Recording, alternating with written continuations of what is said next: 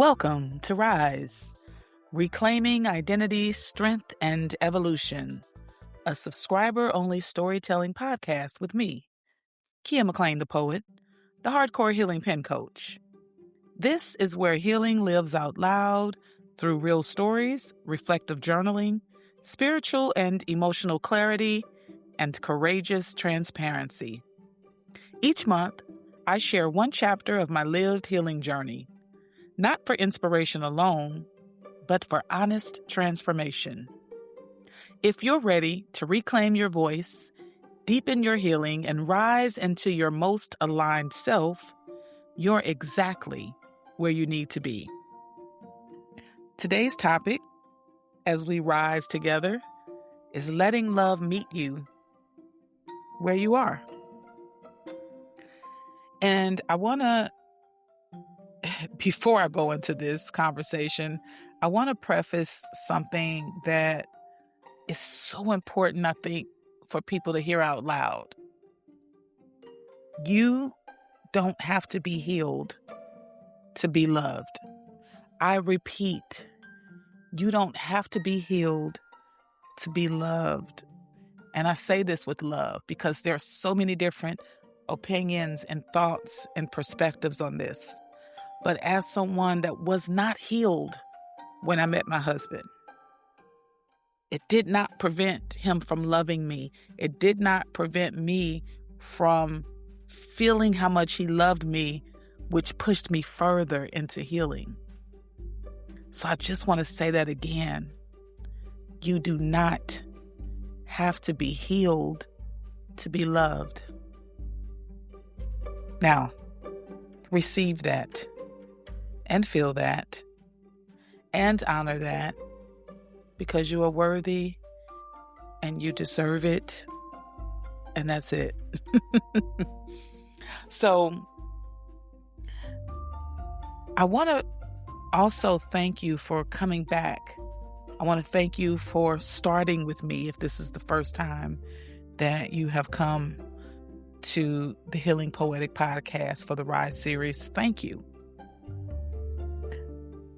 Somewhere along the way, many of us internalize the belief that love is a reward. That once we get it together, once we stop flinching, once we stop crying, once we stop needing reassurance, then we become worthy of being held. But that belief is not truth. That belief is survival. And survival teaches us to perform strength instead of speak truth.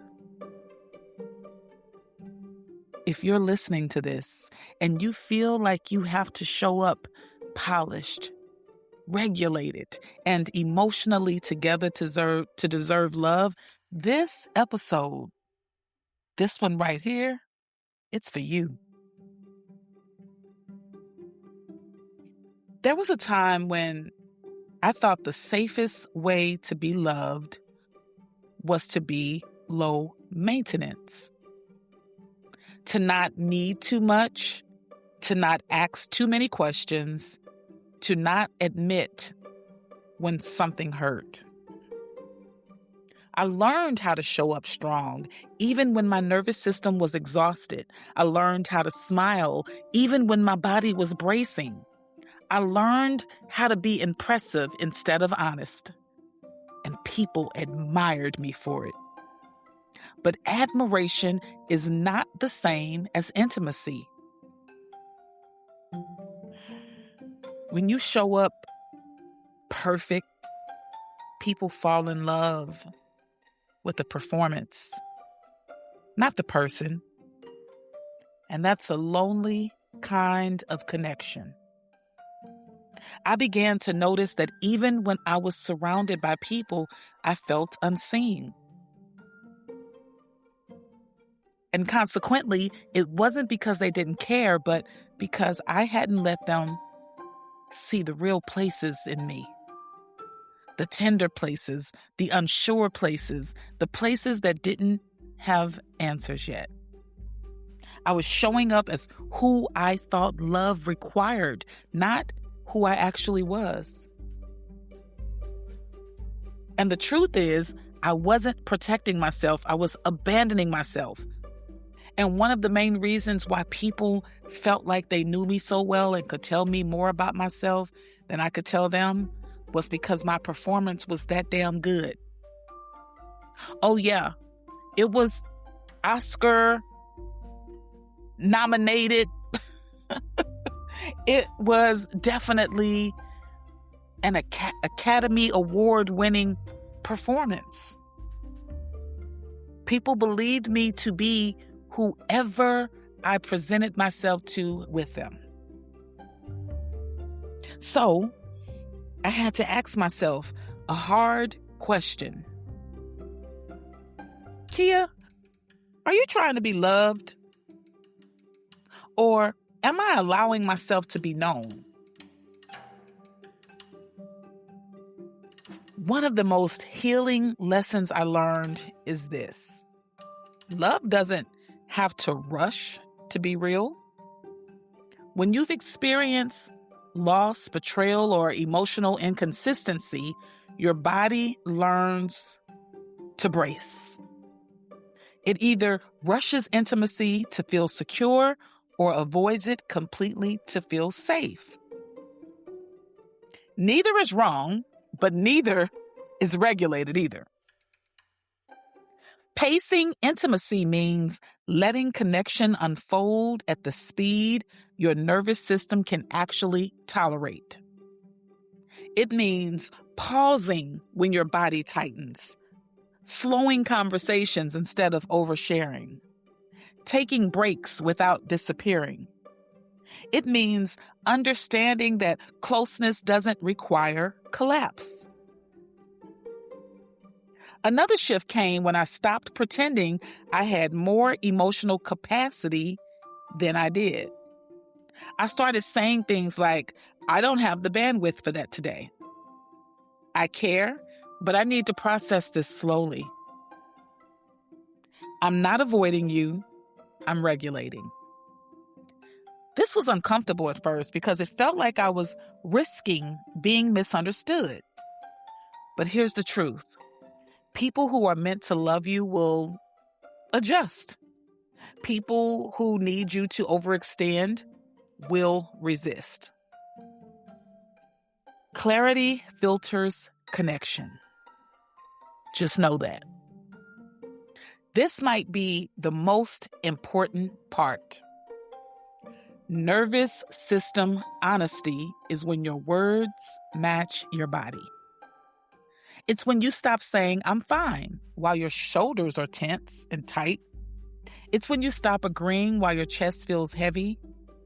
It's when you stop performing calm while your body is asking for rest. Love that ignores the body is unsafe love. But love that listens, even when it's inconvenient, becomes healing. Now, here's what changed when I let love meet me where I was. I stopped chasing connection that required me to abandon myself. I stopped proving my worth through endurance. I stopped shrinking my needs to make others comfortable. And instead, I allowed myself to be met. Love that meets you is safer than love you chase. Because love you chase keeps you anxious. Love you chase keeps you guessing. Love you chase keeps you performing. The love that meets you, it grounds you, softens you, allows you to exhale. It doesn't require you to be healed. It allows you to heal while held.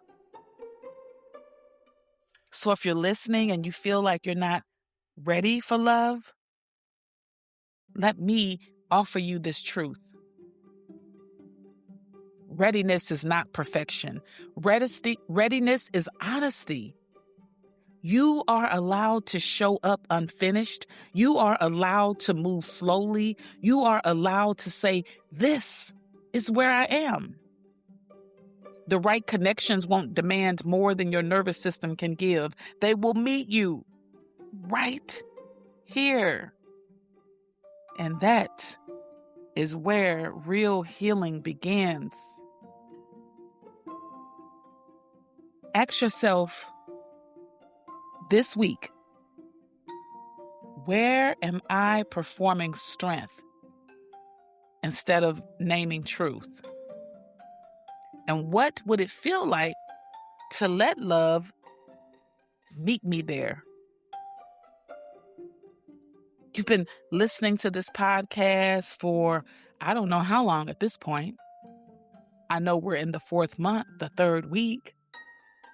I don't know if you just started listening. I don't know if you went back to month 1 or month 2. I don't know if this is your very first podcast you're listening to. I don't know if you've been listening and repairing and healing and loving yourself. I don't know where you are right now. What I can tell you is perfection will not get you there. Claiming perfection won't get you there. Vacating the premises to avoid the love that you absolutely deserve, especially from yourself, won't get you there. Let love meet you where you are. You don't have to be healed to be loved. The reward is understanding that we have had some belief systems that have held us back from the happiness and the joy that we absolutely deserve. Lean into the awareness of knowing who you are, what brings you joy, and what doesn't. And alleviate and avoid that fear that will cause you to walk away from love, that will cause you to fear love, that will cause you to self-sabotage love. You are worthy. You are deserving. And I hope that Rise is helping you to rise a little higher every single day. You deserve to be exactly where you are. So as we close this episode, take a deep breath and ask yourself, am I missing out on love because of fear, because of past pain, because of rejection, because of perfection? Use your journal. Sit with the feelings. Honor the memory this episode stirred. And if you're walking this healing journey alongside me through the Rise series, thank you for choosing yourself. Continue to choose yourself over and over. And to support me, make sure you shoot me a voice memo. Let me know what you thought about this episode. Let me know if it resonated. Let me know if it helped. And if you want to support the products and services that I have, go out to my website, keyascoaching.com. You can also subscribe to my YouTube channel, Keya McClain the Poet. I am excited to connect with you. and I look forward to our next time together. Until then, peace.